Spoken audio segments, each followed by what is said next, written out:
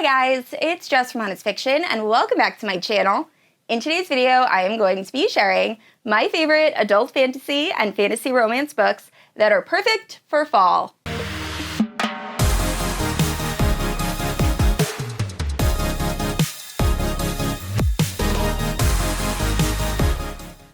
Alright guys, so as many of you know, fall is my absolute favorite season, so this is going to be the first of many fall rec videos. I already have a ton of other rec videos planned out. I want to do a vampire rec, shifter rec, witch rec, etc. But for this video, I picked out adult fantasy and then fantasy romance books that just give me all the fall vibes. So in the first half of this video, I'm going to talk about the books that I've already read, and then I have like 10 books that are going to be on my fall TBR that I'm really hopeful to get to soon. So I am so excited to talk about these books with you guys. Now, if you're unfamiliar with my channel, I post new videos every Wednesday and Sunday. If you haven't yet, please like and subscribe. You can also hit that notification bell to be notified whenever I post new bookish content. You can also check out my Instagram, Goodreads, and Patreon, all linked down below.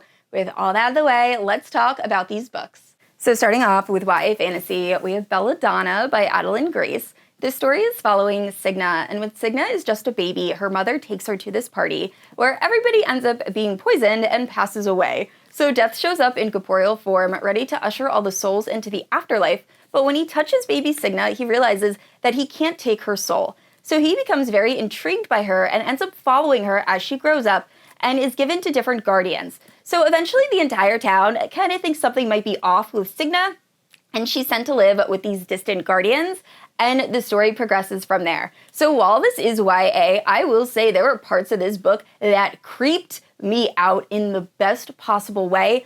I loved the overall atmosphere of this book. It was dark, it was gothic, and it's one of my favorite YA fantasy books I've ever read. Now, with that being said, I didn't love the second book. We're introduced to a new POV that I just wasn't a huge fan of, but overall, this book is so unbelievably good, so highly, highly recommend. And next up is Gallant by V.E Shwab, and despite this being YA, this book also has very creepy imagery. So the story is following Olivia Pryor, who believes herself to be an orphan, that it isn't until she receives a mysterious letter asking her to come to Gallant, which this letter says is her home. So when she gets there, she soon realizes there are some mysteries that need to be uncovered, including some very eerie things that start happening. And eventually she finds a realm that has shadows that actually come to life, and it goes from there, and I absolutely love this book. So highly recommend if you're looking for a creepy book that has a lot of imagery. Also, if you are an audiobook fan like me, I will say maybe purchase the physical book or try to get it from the library, because the physical book actually has pages from different people in Olivia's family that really add to the story, and I definitely missed that when I was just listening to the audio. And next up is An Enchantment of Ravens. This is another YA fantasy romance. So in this story, we are following Isabel, and Isabel is a human, and she's also a painter, and a very talented one at that. However, one day she ends up painting sorrow in the eyes of Rook, who is the Fae Autumn Prince, and the Fae are not supposed to exhibit human emotions. So he becomes enraged by this and ends up whisking her away to his court, and it goes from there. So while this one doesn't have gothic vibes or anything like that, it is still very creepy, and it has a very autumnal feel to it because they are traveling in the autumn court. Also, it does feature trickster fae, and I absolutely love that element. And overall, it was just a very fun and solid read. So if you are looking for a beautifully written book that, once again, is very atmospheric, highly recommend An Enchantment of Ravens.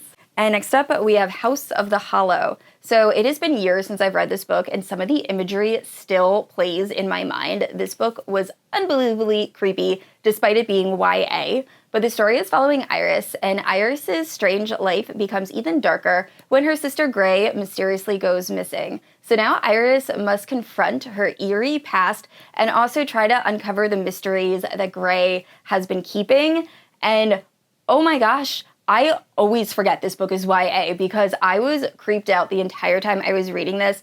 The way this book is written, there are some scenes that really play out like a movie, and they haunt my nightmares. So highly recommend. I will say maybe not for really young readers. Like, I would probably feel uncomfortable giving this to some of my younger nieces, but overall a really eerie and enjoyable story. And last up for YA Fantasy, we have One Dark Window by Rachel Gillig. Now, it has been quite a while since I've read this. I actually have a reading vlog that I can leave in the cards and the description that'll probably go more in depth.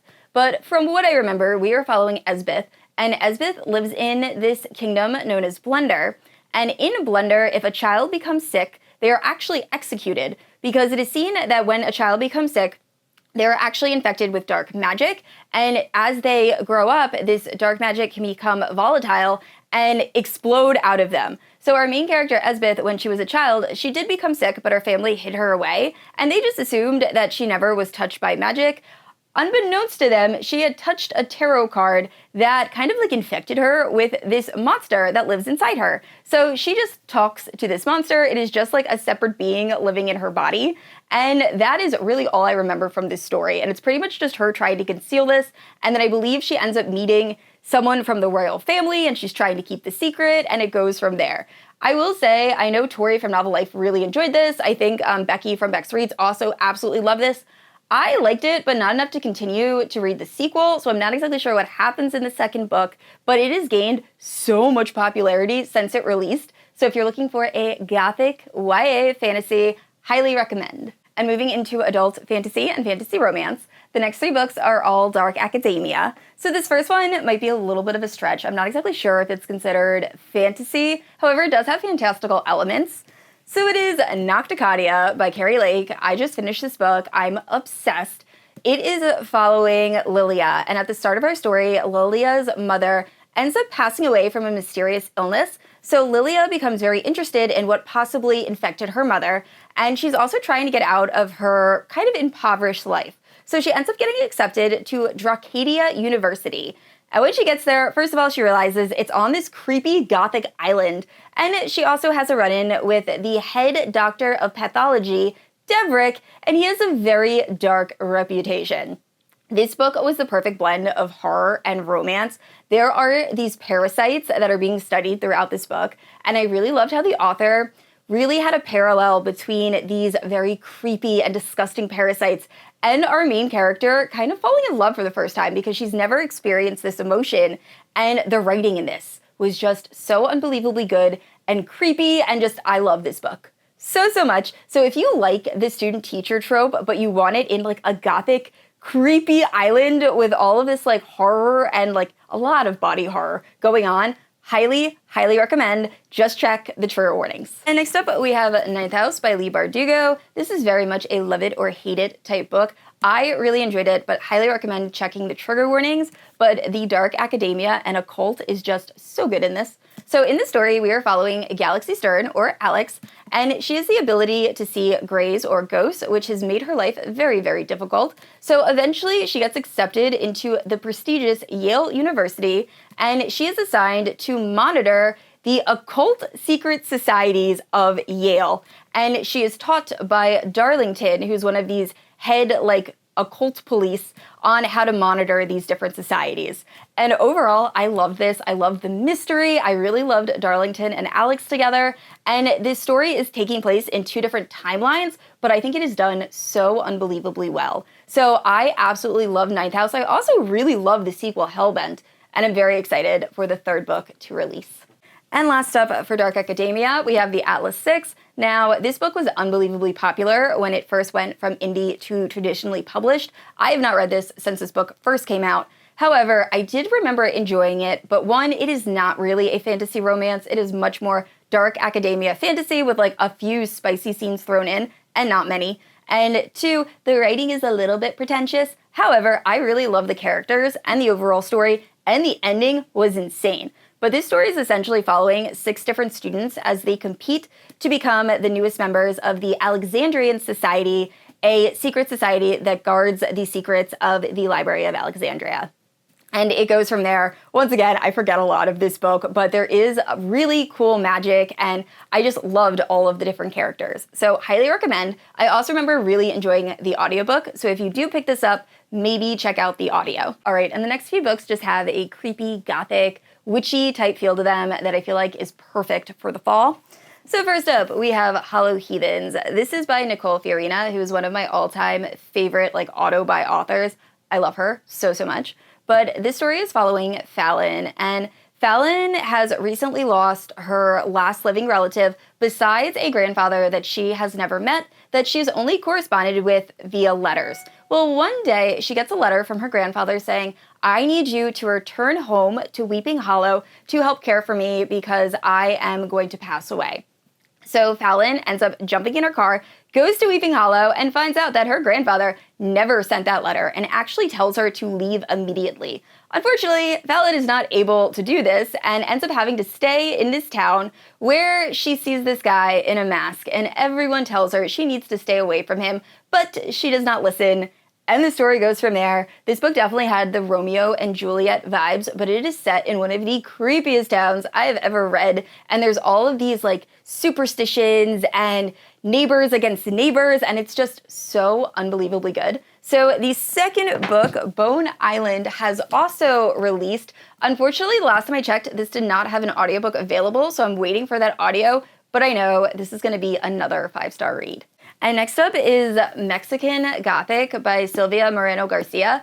I will say, I haven't read this book in years, and I remember this book vividly. The imagery in this is written in such a way that it just is both gross and creepy, and I really enjoyed this, which is very odd to say, but overall this was such an enjoyable read. But the story is following Noemi, and Noemi's cousin has recently wed this like English lord and taken her to the Mexican countryside. So then one day Noemi receives this letter from her cousin saying that she is in peril and please Noemi come and help her. So Noemi shows up, and when she sees her cousin seems a little bit off but has no memory of sending that letter, and it goes from there. And if you want like the creepy haunted house type story, you will absolutely love this.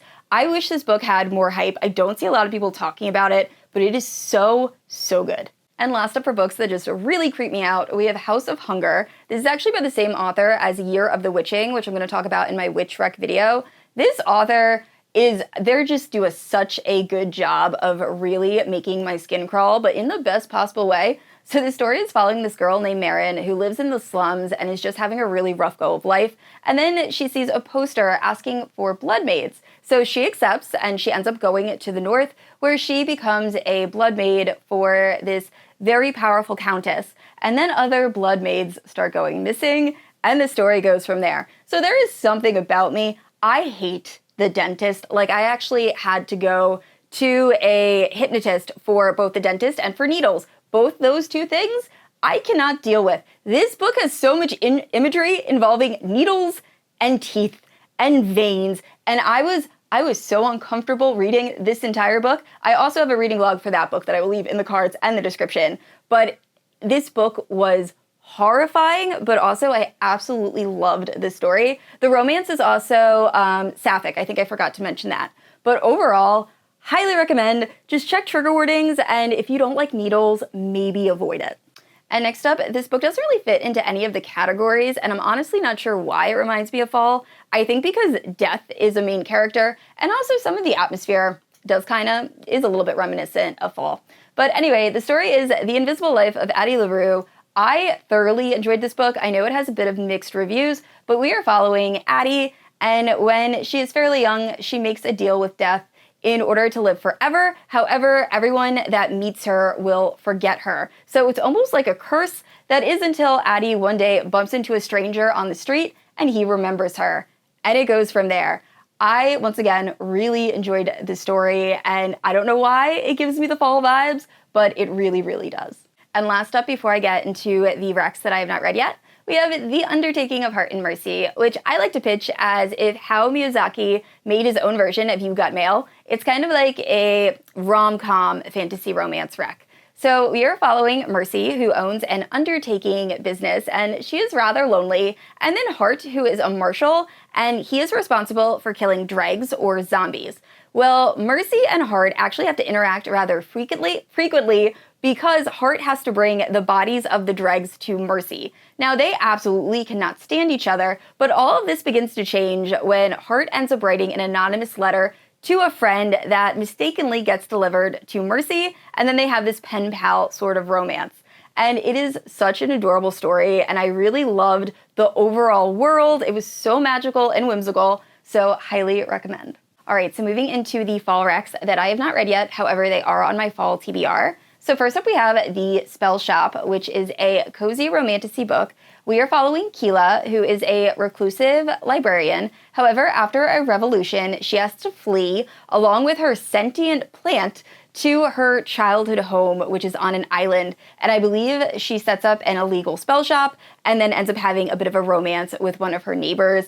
And it goes from there. The cover of this book is absolutely stunning. I've heard nothing but good things, so I'm really hoping to get to this fall. Next up is a dark academia book that I have had on my radar for quite some time. It is An Education in Malice by S.T. Gibson. So I believe this also includes vampires, but it is an adult Gothic fantasy romance. And all I know is we're following a new student named Laura as she enters this very eerie Gothic college, and then she has to navigate the different politics. Apparently, there is dark magic at play and a bunch of different rivalries, and it goes from there. I really didn't look too in-depth because I do plan on reading this soon. I didn't want to spoil it for myself, but I am very excited. It seems like an awesome dark academia book to read in the fall.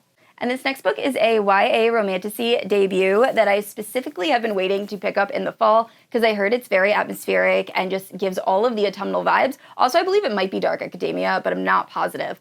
But this is following a human girl who ends up making a very dangerous deal with a Fey Lord, I believe, in order to gain access to his very eerie and dangerous library. And the story goes from there. Now, I will say there are two guys on the cover of this, so I'm not really sure if it is a love triangle type book. And on Goodreads, it does have under a 4-star rating, so know that going in. However, the two people I know that have read this really ended up enjoying it, so I hope I love it as much as them.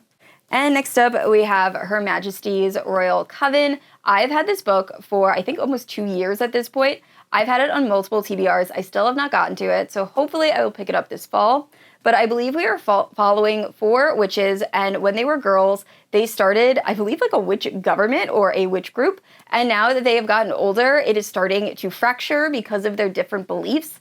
And that is all I really know. I also know this has gotten very mixed reviews. However, I am still very curious. I love a really good witchy book in the fall, so hopefully I really enjoy this. If you read this, let me know what you think. And last up, I just recently acquired this book. I am so excited about it. It is Long Live Evil, and it is an adult romantasy, but this is following a girl that on the brink of death, she ends up making a bargain with some sort of magical being, and this allows her to enter the world of her favorite fantasy romance. And when she opens her eyes and realizes where she is not the hero, but the villain. And it goes from there, and I just think that is such a unique and cool twist on a story, and I think it'll be perfect for fall. All right, guys, that is it for my fall fantasy recs. Please let me know down in the comments below if you've read any of the books I mentioned or if you have any fall fantasy recommendations. I'd also like to say a special thank you to my Paladin protectors, Amanda, Erin, Leslie, Lotta, and Kat. Thank you guys so much for supporting my channel. And I said this already, I post 2 videos every Wednesday and Sunday, and if you haven't yet, please like and subscribe. I will see you all next week. Bye!